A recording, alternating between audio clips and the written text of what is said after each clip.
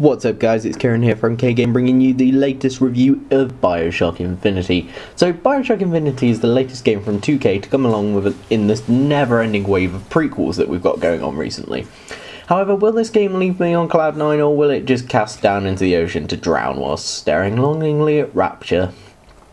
So let's start off with gameplay. For me, the gameplay was one of the best things about this game. This is down to two features that I think push this game to be more than just an FPS. The first is the Skyhook, this wonderful tool that allows you to travel the rails placed all over Columbia with great speeds. Not only were they great to travel with, but they were also brought a fantastic new level of combat to sort of really any fight that you could get into where there was some around. What I was quite impressed with was that the AI would also use them. When I changed position to get a better shot at my foes, they would also jump onto the rails and follow me to the same level that I had just gone to. Also, I really loved shooting somebody whilst riding one thanks to the lock-on feature, which made it like all the more cooler to just ride one. I particularly felt that they were put to better use when you were fighting a handyman, one of the new enemies in the game, and you could escape him when things were getting a bit too hairy and he was getting a bit too close to you. And the second feature that I really liked was the use of tears from your partner Elizabeth in the game. During combat, Elizabeth could bring certain things from another world, for example guns, turrets, cover, or health and salts. It really allowed you to shift up the gameplay and go about situations differently. I also found it really great that in combat Elizabeth would find ammo and salts, basically Eve, from Bioshock 1 and 2, and chuck them to you so that you could keep stocked. I can't tell you the amount of times that sort of in a fight I would be running low on ammo and just Elizabeth would choke me, fill her up. It was just a really nice feature to put into the game. Visually this game is incredible and it's a wonderful array of colours and light that changes frequently and keeps you always looking around after the blood has been sprayed on the floor. Characters were wonderfully designed and I think that the handyman will put the fear of God into me every time that I play this game. Also an underplayed and incredibly well designed enemy was the Boy of Silence, something that if you avoid well enough you wouldn't really give you any trouble at all, and if you didn't, then if you avoided them it would give you no problem at all. If you ran into one it would scare the living shit into you and it would really give you hell. I loved them and they scared the crap out of me when you encountered them. But the problem is that they're only in one place in the game. They were, they should have been more placed around the game, which is what they were originally going to do in the first draft of the game, but they changed it and took it out. The other big enemies that you encounter are these things called Patriots. They're automatons that have Gatling guns, and they are literally just like, they're certain American leaders and the certain American figures. They weren't as hard to beat as a Big Daddy is, but they were good enough to mix up combat and make it a bit more challenging when you got a bit more into the game, or early on in the game, because it was very much a struggle then. Credit goes more to design for the Handyman and the Boy of Silence, though, to the Patriots. The Patriots I felt were just nothing too special. They were just sort of a robot that could shoot at you, I think, and yeah, it just never really sort of took off. So let's talk about guns and vigors. Instead of plasmids now, you essentially have the same thing, but they're called vigors. Overall, there was a total of 7 vigors, and you can hotkey any 2 to you at one time. I recommend finding that the 2 you just love and keep using them for the rest of the game, because switching in combat ruins the pace, because it kind of pauses and you end up bringing a combat reel up and it doesn't really do anything for it. I just ended up using the shock jockey and electrocuting people and blowing their heads off, and then using return to sender to block the bullets and sometimes fire them back to defeat my foes. The pacing of when you get these is well done, and eventually pick 1 or 2 up straight from a vending machine, like I did with return to sender. But you will also pick up that later on in the game, so sometimes it does practically just force a plasmid upon you, which is kind of good, I guess, because it's like, here you go, try out this new plasmid. If you don't like it, you just don't use it, as simple as that. The guns were also really varied, and I love having Elizabeth on hand to give you ammo for them when they run out, like I said. I found that having one gun that you can commonly pick up and a rarer gun is a nice combo to use. Again, you can't switch Like, you can't have a combat wheel this time, which you can choose different guns from. You can only hold 2 on you at one time. The weapons you get cover almost every type. There's a pistol, a stronger revolver called the handgun. There's machine guns with rapid fire, single fire, and triple fire. There's 2 types of shotgun and about 3 types of heavy weapon. You can only carry 2 though, so do pick your favourites. In terms of characters, you're playing as Booker DeWitt, a private detective of sorts that looks into matters of the bizarre. And you start on a boat with him, and he seems like a simple enough guy and typically just wanted to do his job and leave it at that. Things will go much deeper with him, and I can't really reveal more without spoiling it for you. So I'm going to move on. The next 2 biggest characters that you'll come across are Zachary Comstock and Elizabeth. Elizabeth is a great character, and she just doesn't take shit, and she's really playful and quite a sweet girl as well.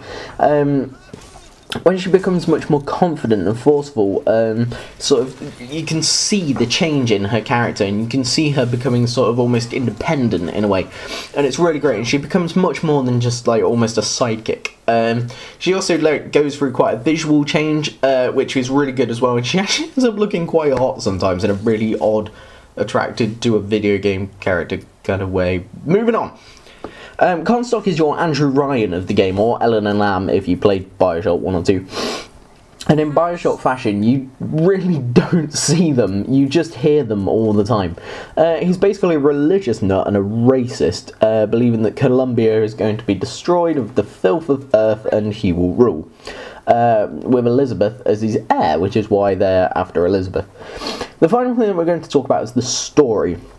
Now, I saved this till last because I want to go into it quite a bit, so I'm going to give you a general review of the story, and then tell you when I'm going to go deeper with it so that you will know to stop watching if you want to avoid spoilers.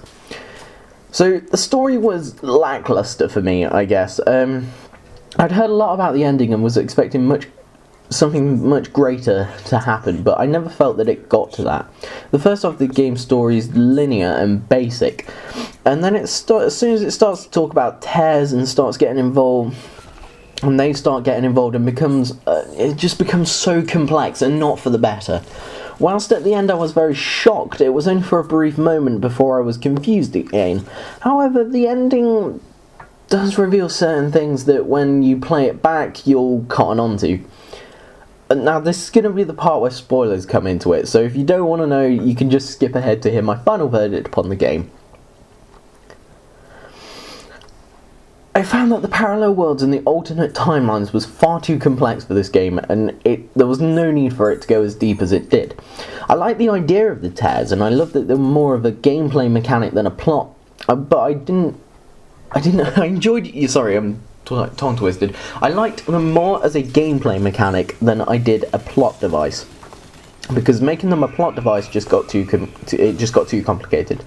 The idea that Comstock is also DeWitt, I think, undermined him, and that he just became a tool for the Lettuce people to just stop Comstock. So I didn't suddenly feel that Booker DeWitt was this guy who I'd grown with throughout and connected to throughout the entire game.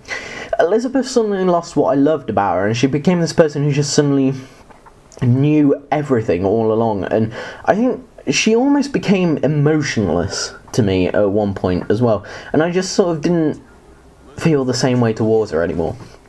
The shock of Rapture coming up was fantastic, and I really was thinking that I was going to suddenly love this ending, because Rapture was there, and Rapture was about, was some. I thought it was going to link into the game in some way, and it didn't. It was just there.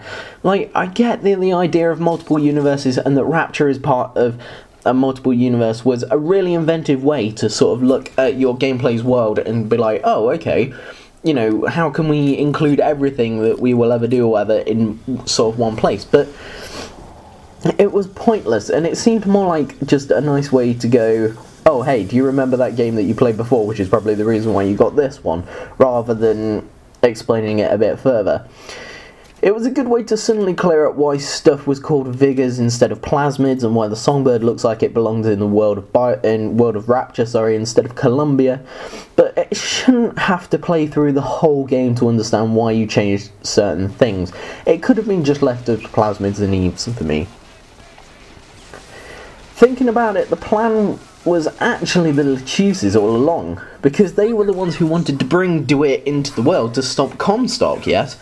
Yet, they weren't featured as much in the ending as I would like. I mean, yeah, they were there, sure, but they were overshadowed by DeWitt, and the fact that DeWitt has suddenly had his world turned, and the fact that he's suddenly facing this dual reality kind of concept, and, you know, they were incredibly overshadowed, because it was just a bit shitty, really, considering that it was their plan overall.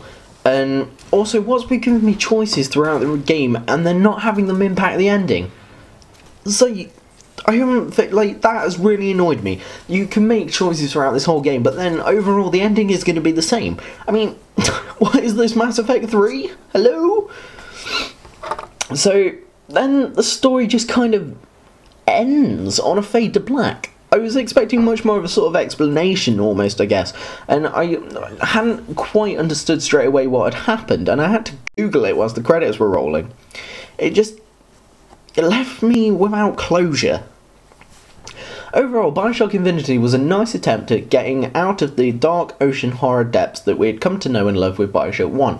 However, the gameplay was the only real winner for me here, and not the story, which could have been much simpler than it needed to be. It had some interesting approaches to combat, which worked really well. It had beautiful scenery, and it had wonderful characters in Elizabeth and DeWitt before the ending. Whilst I love the gameplay, I think the gameplay is just the main thing that sells it for me, which is why I'm only going to be giving this game a 7 out of 10. Until the next time, guys, see you on the next one.